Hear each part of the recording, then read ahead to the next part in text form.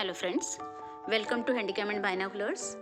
तो इस अपनी अद्वितीय अंडमान की यात्रा के अंतिम दिन का आरंभ हम रॉस आइलैंड जाने से कर रहे हैं और इसके लिए हम ये एबरडीन चट्टी पर खड़े हुए हैं, जबकि हैवलॉक और नील जाने के लिए आपको फिनिक्स जेट्टी जाना पड़ता है। और यहाँ से स्पीड बोट से जाएंगे हम, कुल 3 किलोमीटर दूर है और इसका 375 पर पर्सन इसका फेयर है यहाँ से। और ये जितना छोटा सा आइलैंड है सामने आपको दिखाई दे रहा है, उतनी ही गहराई से इतिहास को छुपाए हुए है अपने आंचल में। 1788 में कैप्टन डेनियल रॉस, जो इंग्लिश सर्वेयर थे, उन्होंने इसकी खोज किया था। वो यहाँ पे आए थे सबसे पहले और फिर ज़्यादा दिन रुके नहीं। फिर उसके बाद 1857 में जो हमारी पहली आज़ादी की लड़ाई थी, उसके जवाब सिपाहियों को जब काला पानी के लिए यहाँ भेजा गया तो अंग्रेज अधिकारियों ने अपना मुख्यालय यहाँ पे बनाया था और 3 साल के लिए जापानियों ने भी इस पर कब्जा करके रखा। तो यहाँ पे जापानियों के बहुत सारे बंकर भी दिखाई देते हैं और अब इसका नाम बदल करके नेताजी सुभाष चंद्र बोस आइलैंड कर दिया गया है। और जेटी से हम लोग जो हैं अब नीचे की ओर निकल रहे हैं, सामने जापानीज बंकर। जैसे ही आप रॉस आइलैंड की धरती पे कदम रखते हो तो ये सुंदर से बारहसिंगे आपका स्वागत करने के लिए तैयार रहते हैं। और एक बात और, 2004 की सुनामी में प्रकृति के प्रहार को इसने स्वयं पर झेल करके पोर्ट ब्लेयर को बिल्कुल बचा लिया। रॉस आइलैंड फर्स्ट कैपिटल है अंडमान का और ये ब्रिटिशर्स कॉलोनी, सबसे पहले ब्रिटिशर्स आके यहीं पे रह रहे थे। और नीचे जो बिल्डिंग दिख रहा है ये भी एक चर्च से था, रोमन कैथोलिक चर्च। इसका भी रेनोवेट करके पावर हाउस बना दिया। बोलने से इसी आइलैंड का जो बिजली सप्लाई है यहीं से दिया जाता है। और पोर्ट ब्लेयर तो सिर्फ काला पानी कैदियों का जो जेल था, बस मेन उनका राजधानी यही था, रॉस आइलैंड ब्रिटिशर्स का।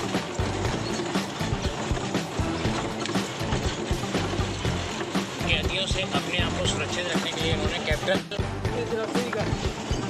कैदी उनके हमला ना कर सके, डरते बहुत थे। तो इस समय हम लोग रॉस आइलैंड के भ्रमण कर रहे हैं 80 रुपीज़ पर पर्सन की एक बैटरी कार की राइड पर। सामने जो रेड बिल्डिंग दिख रहा है ये तो आपका ट्रूप्स बैरक, ब्रिटिश सैनिक रहने के लिए बैरक बनाया था। और ये राइड लेना ज़रूरी इसलिए था कि कुल इस आइलैंड पे हमें घूमने के लिए 1.5 घंटे ही मिलते हैं। और अच्छी बात ये है कि इसमें गाइड इंक्लूड है। तो चलिए सुनते हैं इन विशाल वृक्षों की जड़ों के आगोश में गुम हो चुके खंडहरों की कहानी अपने गाइड की जुबान से। ये भी वही है, वही बैरक्स का ही है मैम। एक अजीब से ही तिलिस्म का नज़ारा है। मतलब ये कल्पना करना भी कठिन है कि ये उन्हीं आकाओं के शानदार भवनों के खंडहर हैं जिनके राज में कभी सूरज भी अस्त नहीं होता था और उस वक्त की गवाही देने के लिए इनको ऐसे ही छोड़ भी दिया गया है।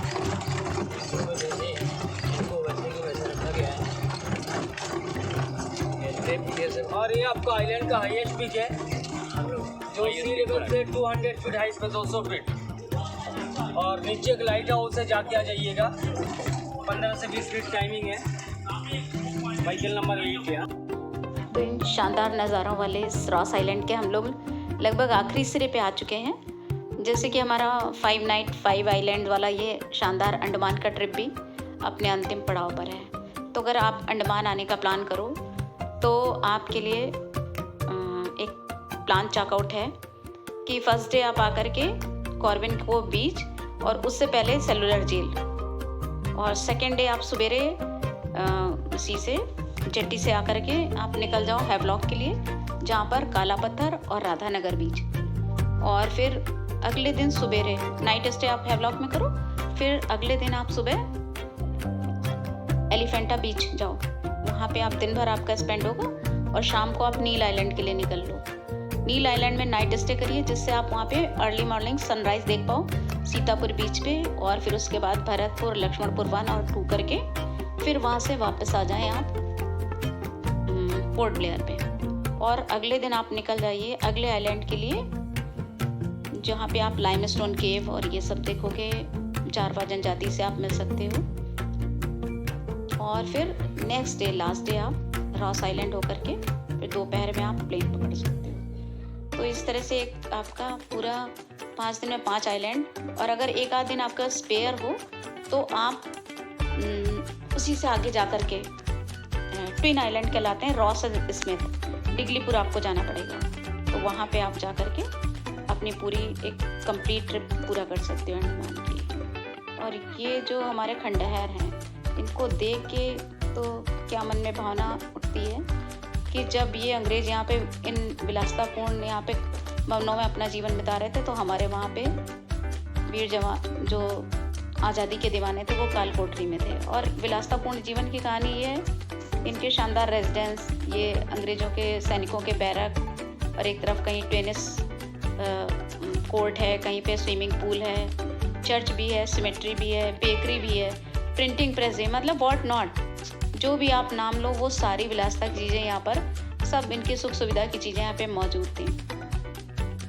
पर हर एक बुराई का कहीं ना कहीं तो अंत होता ही है, तो इसका भी अंत हो गया। और अभी हम लोग जब यहाँ पे ये पहुँचेंगे तो यहाँ पे सेंचुरी, वही आपको यहाँ पे हिरन और बारहसिंगे खुले ऐसे ही घूमते दिखेंगे, वो भी बहुत ही सुंदर एरिया है और वो भी बिल्कुल दिल में आपको बैठ जाएगा। वो सीन आपको और हर जगह नहीं मिलता, मतलब आप उनको हाथ से खिलाओ, आपके पास ऐसे ही घूमते रहेंगे। हालांकि खाना आप अपना नहीं दे सकते हो, यहाँ पे सरकारी कर्मचारी रहते हैं। ये देखिए बहुत ही सुंदर एरिया है यहाँ पर। और यहाँ पे एक गिफ्ट शॉप भी है, जो आप यहाँ से कुछ ले जाने के लिए ले सकते हो, तो उसके भी हैं।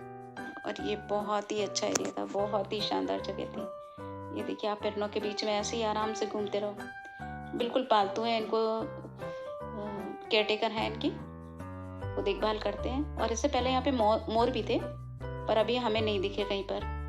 और एक लाइट एंड साउंड शो भी होता है, पर इस समय वो भी अभी हमको नहीं दिखा। लेकिन पोर्ट ब्लेयर के सेलुलर जेल से शुरू हुई यात्रा का इस ब्रिटिश कॉलोनी के खंडहर वाले रॉस आइलैंड से बेहतर और कोई अंत संभव ही नहीं था।